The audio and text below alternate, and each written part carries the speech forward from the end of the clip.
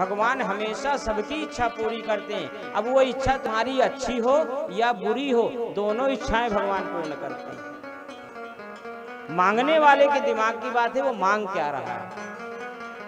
एक भक्त था, वो बड़ा भोजन करता था, बहुत ज्यादा खाता था। अब महाराज इतना खावे कि घर वाले परेशान हो गए। घर वाले ने कहा, भाई ऐसा है, जितना खाते हो उतना काम भी किया करो। तो उनसे क्या जवाब देता कि खाने वाले, दाने दाने में लिखा है खाने वाले का नाम। तो घर वाले कहते कि ये क्यों नहीं कहते कि बोरे बोरे में लिखा है खाने वाले का नाम। अरे भाई, तुम इतना खाते हो कि 10 आदमी उतने में भोजन कर ले। जब काफी समय व्यतीत हो गया तो घर वालों ने कहा, देखो ऐसा है, हम तुम्हारा पेट नहीं भर सकते, तुम कहीं और अपना ठिकाना ढूंढ। अब महाराज घर वाले ने भोजन देना बंद कर दिया। तो सोचा अब जाऊं कहाँ। घर से चल दिया, सीताराम सीताराम सीताराम करते एक आश्रम के दरवाजे पर पहुंचा। देखा एक बड़े तगड़े महात्मा बैठे हैं, त्रिपुंड लगाए हुए हैं, आश्रम के गेट पर बैठे सीताराम सीताराम सीताराम जप रहे। इसने देखा कि ये महात्मा तो बड़े तगड़े हैं, बड़े पेट वाले हैं, लगता है कि यहाँ भोजन पानी की बड़ी अच्छी व्यवस्था है। महात्मा जी के पास बोला, महाराज हमें भी अपना चेला बना लो, हमें भी अपने आश्रम में रख लो। बोले, महात्मा बोले क्यों? बोले, महाराज क्या बताएं, घर वालों ने घर से निकाल दिया, अब कहाँ जाएं, आप तो महात्मा लोग हो, सबको आश्रय देते हो, हमें भी आश्रय दे दो। महाराज ने कहा, ठीक है, बन जाओ चेला, पर एक काम है, आश्रम में थोड़ी बहुत सेवा करनी होगी, कहीं झाड़ू लगा देना, कहीं जल भर के रख देना, कोई किसी काम को कहे तो उसे कर देना। अब वो कहने लगा, महाराज एक बात बताओ, इस आश्रम में भोजन की कितनी पंगत बैठती है? महात्मा जी ने कहा, भाई हो जाती है 4-5 पंगत। तो बोले, हम 5 पंगत में बैठे रहें तो आपको कोई हर्ज तो नहीं? महात्मा जी ने बोला, हमें हर्ज तो नहीं है, पर इतना खाते हो कि 5 पंगत में तुम्हें भोजन पूरा होगा। बोले, क्या करें, सब भगवान की कृपा है हमारे ऊपर। अब जैसे जो है महात्मा जी ने उसको अंदर प्रवेश कराया। अब जय वहां गया, भाई आश्रम का काम, भंडारे रोज चलते, दिन भर खाता और भगवान के गुण गाता। एक दिन जो है एकादशी का पर्व आ गया। अब आश्रम का नियम, एकादशी में भोजन बनता नहीं आश्रमों में, सब लोग उपवास करते। अब एकादशी आया तो जहां ये जाए सीताराम सीताराम सीताराम सीताराम जपे। भंडारी के पास गया तो वो भी सीताराम सीताराम सीताराम, रसोइये के पास गया तो वो भी सीताराम सीताराम, ना कहीं चूल्हा चढ़ा, ना कहीं गैस सिलेंडर जला। अब ये महंत जी के पास आया, बोले, महाराज आज आश्रम में कहीं चूल्हा उल्हा नहीं चढ़ रहा, कोई जो है गैस वैस नहीं जला रहा, क्या बात है? बोले, तुम्हें पता नहीं, आज एकादशी है, आज भोजन नहीं बनेगा। बोले, महाराज फिर एकादशी में भोजन नहीं करते? बोले, नहीं, आज भोजन नहीं बनेगा, भोजन आज तुम्हें भी नहीं करना। बोले, महाराज आपके कितने चेले हैं, इन सबसे एकादशी करवाओ, हमसे मत करवाओ। बोले, क्यों?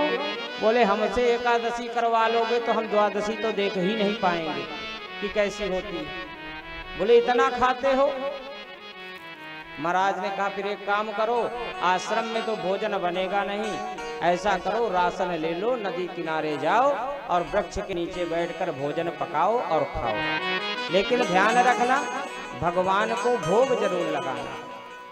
अभी इसने आश्रम से सीधा पिशान सब बांध करके सिर पर गठरी रखी, नदी किनारे गया, सुंदर जगह साफ करी, सिंचित करी, वहाँ पर सारी रसोई का भोजन का सामान रखा और रसोई तैयार करी। वहाँ पर भोजन तैयार करने के बाद थाली लगाई और लगा भगवान को पुकारने, हो सीताराम आइए, राधे श्याम आइए, मेरे भोजन का भोग लगाइए, हो मेरे भोजन का भोग लगाइए, हो मेरे राम आइए, प्रभु राम आइए, मेरे भोजन का भोग लगाइए, हाँ मेरे भोजन का भोग लगाइए। अब जो इसने पुकारा भगवान को, तो भगवान नहीं आए। तो कहने लगा कि आश्रम में जो है आप बड़ा जल्दी आ जाते हो, जैसे घंटी बजती है पुजारी जी की कि आप पधार जाते हो महाराज, और यहाँ कब से भोजन रखा हुआ है और आप आ ही नहीं रहे। अब मुझे भूख बड़ी जोर की लगी है प्रभु, जल्दी से आओ। और फिर लगा पुकारने, आचमनी अर्घान आरती यहाँ यही मेहमानी, आचमनी अर्घान आरती यहाँ यही मेहमानी। रूखी रोटी पाव प्रेम से प्रभु नदी का पानी, ओ रूखी रोटी पाव प्रेम से पियो नदी का पानी। राजा राम आइए मेरे राम आइए, मेरे भोजन का भोग लगाइए, ओ मेरे भोजन का भोग लगाइए। अब जो इसने पुकारा तो भगवान फिर नहीं आए। तो इसने कहा कि देखो मैंने रसोई बड़े सुंदर तैयार करी है और आपके लिए मैंने थाली परोस करके रखी है, इतना इंतजार मैं कर नहीं सकता। और जो मंदिर के लिए आप रुके बैठे हो, तो आज मंदिर में एकादशी है, वहाँ कुछ मिलने वाला नहीं है, हम ही प्राण बचा करके वहाँ से यहाँ आए, इसलिए जल्दी से आ जाओ। भूल करोगे यदि तज दोगे भोजन रूखे सूखे, भूल करोगे यदि तज दोगे भोजन रूखे सूखे। और एकादशी आज मंदिर में बैठे रहोगे भूखे, सीता राम आइए, राजा राम आइए, मेरे भोजन का भोग लगाइए, ओ मेरे भोजन का भोग लगाइए। जो इसने कहा कि बैठे रहोगे भूखे, तो भगवान खिलखिला करके हंस पड़े। अरे भगवान माता जानकी के सहित वहां पर प्रकट हो गए। बोलिए सियावर रामचंद्र भगवान की जय हो। अब इसने भगवान की एक ही थाली लगाई थी। जो देखा कि राम जी के साथ जानकी मैया आई हैं, तो कभी भगवान की तरफ देखे, कभी रोटियों की तरफ देखे। भगवान से कहा कि प्रभु ये कौन है? बोले ये हमारी पत्नी है। बोले अच्छा सगी पत्नी है? बोले हाँ सगी है भाई। बोले क्या बात है? बोले कुछ नहीं प्रभु, हम तो ऐसे पूछ रहे हैं, चलो आप पाओ, जो कुछ बचेगा हम भी पा लेंगे, थोड़ी बहुत एकादशी तो करा ही दोगे। भगवान को भोजन पवाया, खुद भोजन पाया और आकर के पुनः जो है आश्रम में आ गया लौट कर। 15 दिन बाद जब एकादशी आई तो पुनः जो है सारी सामग्री लेकर, क्यों आश्रम में तो भोजन बनना नहीं था, सारी सामग्री ली और लेकर के फिर वहां पहुंचा। फिर उसी वृक्ष के नीचे सारी सामग्री रख करके भोजन बनाया, थाली लगाई भगवान के लिए प्रसाद, फिर लगा भगवान को पुकारने। राजा राम आइए, सीता राम आइए, मेरे भोजन का भोग लगाइए, ओ मेरे भोजन का भोग लगाइए। ओ राजा राम आइए, आइए, मेरे भोजन का भोग लगाइए, हो मेरे भोजन का भोग लगाइए। आज जैसे इसने एक बार ही पुकारा तो एक बार में ही भगवान तुरंत प्रकट हो गए। और आज राम जी के साथ जानकी जी तो आई, लखन लाल जी भी साथ में आ गए। अब जो इसने लक्ष्मण जी को भी राम जी के साथ देखा, तो कभी रोटियों की तरफ देखे, कभी भगवान की तरफ देखे। भगवान ने पूछा कि भाई क्या हुआ? बोले प्रभु एक बात बताओ, ये आपके साथ कौन है? बोले ये हमारे भाई है। बोले सगे भाई हैं कि कोई लगे पगे भाई है? बोले नहीं सगे भाई है। अब लक्ष्मण जी उसकी तरफ देख रहे हैं कि भगवान अच्छी जगह ले आए हैं। अरे कोई परिचय भी पूछ रहा है तो इस तरह पूछ रहा है। भगत से भगवान ने पूछा क्यों, कुछ दिक्कत है क्या? तो बोला कि दिक्कत तो कुछ नहीं है, लेकिन एक बात बताएं, महंत जी ने तो कहा था कि हमें एक भगवान का भोग लगाना है। अब आप उस दिन 2 आ गए, अब उस दिन 2 आए तो हमने सोचा चलो 2 से कुछ बचेगा तो पाएंगे। अब आज आप 3 आ गए, पहले से बता देते। और एक बात बताएं, हमने आपका ठेका ले रखा है भोग लगाने का, आपके खानदान का ठेका नहीं ले रखा। भगवान मुस्कुराने लगे, लक्ष्मण जी क्रोधित हो गए, बोले फिर भी कोई बात नहीं, आप इतने सुंदर हो कि पहले आप भोग लगाओ, उसके बाद हम भोग लगाएं। भगवान ने भोग लगाया, भगवान पुनः अंतर्धन हो गए। और आज ये जब वापस गया तो मन में सोचा कि अगली बार महंत जी से बोल के जाऊंगा कि बहुत सारा राशन दीजिएगा। 15 दिन में एकादशी फिर आ गई। महंत जी के पास गया, बोले महंत जी हमें बड़ा कष्ट हो रहा है। बोले क्या? बोले आप इतने भगवान हमारे पीछे लगा दिए, आपने तो कहा था एक ठाकुर जी आएंगे, वहाँ उनकी पत्नी भी आ रही है, भाई भी आ रहे हैं, हम तो परेशान हो गए, उन्हीं को भोजन बनाते खिलाते। महंत जी ने सोचा कि ये ऐसा कैसे कह रहा है।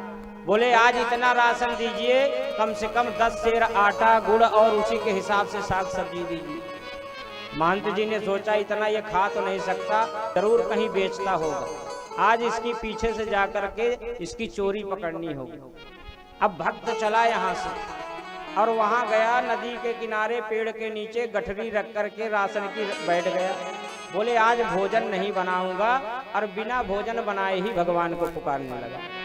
हो राजा राम आइए, सीता राम आइए, ओ लक्ष्मण राम आइए, मेरे भोजन का भोग लगाइए, ओ मेरे भोजन का भोग लगाइए। राजा राम आइए, राम आइए, सीता राम आइए, मेरे भोजन का भोग लगाइए। आज जो इसने बिना भोजन बनाए ही भगवान को पुकारा, तो आज भगवान इसके सामने भगवान का पूरा राम दरबार प्रकट हो गया। बोले रामदास दरबार की जय हो। राम सिया जानकी, राम जानकी और लक्ष्मण के सहित भरत, शत्रुघ्न और हनुमान जी भी साथ में। अब इसने जो आंख खोल करके भगवान की तरफ देखा तो तुरंत दोबारा फिर से आंख बंद कर ली। राम जी ने कहा अरे भाई आंख क्यों बंद कर रखी है, आंख तो खोल। बोले हम क्या खोलें, आप रोज 2-2, 3-3 बढ़ जाते हो, आज राशन बढ़ा के लाया था तो इतने सारे भगवान ले आए हो, इसलिए ना हम बनाएंगे ना हमें खाना है, ये राशन रखा है, बनाओ और खाओ। मोते नहीं बनत बनाए, भोजन आप बनाओ आपने, हम कहते समझाए, मोते नहीं बनत बना, तुम नहीं तजते सुबानी आपनी, हम कहते समझाए, नर नारिन की कौन कहे, संग बानर हूँ एकलाए, मोते नहीं बनत बना। साफ इनकार कर दिया कि ये राशन की गठरी रखी है, आप ही बनाओ और पाओ, मैं आज बनाने वाला, जब मुझको मिलना ही नहीं तो मैं क्यों भोजन बनाऊं। राम जी ने जानकी मैया की तरफ इशारा किया, मैया जानकी और भरत जी रसोई तैयार करने लगे। देखिए भक्त के प्रेम में भगवान का कितना बड़ा आकर्षण है। जानकी मैया भरत जी रसोई तैयार करने लगी, भरत जी सब्जी काट रही हैं, जानकी जी चूल्हा बना रही हैं, और लक्ष्मण और हनुमान जी लकड़ियां तोड़ने गए हुए हैं। अरे ये बैठा है आंख बंद किए पेड़ के नीचे, राम जी मुस्कुरा रहे हैं धीरे धीरे, भरत जी भंडारे बना रहे हैं। श्री भरत जी भंडारे बनाने लगे, श्री भरत जी भंडारे बनाने लगे। चुन के लकड़ी लखने लाने लगे। चुन के लकड़ी लखन लाने लगे। पूछते पूछते आंजनी चौका को और हाथों से पोता लगाने लगे। और हाथों से पोता लगाने लगे। जेते चूल्हे इधर और उधर शत्रुघ्न साग भाजी अमनिया बनाने लगे। साग भाजी अमनिया बनाने लगे। के संकेत शक्ति का जत्थे वहाँ पाके संकेत शक्ति का जत्थे वहाँ अष्ट सिद्धियों नवनिधि के आने लगे। अष्ट सिद्धियों नवनिधि के आने लगे। हे श्री भरत जी भंडारे बनाने लगे। श्री भरत जी भंडारे बनाने लगे। विश्व भरनी पोषण कर जोई। विश्व भरण पोषण कर जोई। कर नाम भरत यश होई। कर नाम भरत यश होई। श्री भरत जी भंडारे बनाने लगे। बनाने लगे। बनाने लगे। माता जानकी जी रसोई तैयार कर रही है। भरत जी सारी सामग्री माता जानकी को दे रहे हैं। हनुमान जी लखनलाल जी लकड़ियां लेकर आए। रसोई तैयार होने लगी। और जब संतों को पता चला जहाँ जानकी मैया जिस रसोई में आ जाएं वहाँ अष्ट सिद्धि और नवनिधि का वास हो जाता है। संत महात्माओं को पता चला तो जत्थे के जत्थे संत महात्माओं को आने लगे, मैया हमें भी प्रसाद चाहिए, मैया हमें भी प्रसाद चाहिए। अब इसने आंखें खोली तो देखा कि चारों तरफ से साधु महात्मा आ रहे हैं, तो फिर से आंखें बंद कर ली। भगवान ने कहा कि अरे भाई आंखें तो खोल दे। बोले क्या खोलूं, कुछ थोड़ा बहुत बचा कुचा आपसे मिलता तो इन महात्माओं से नहीं बचेगा।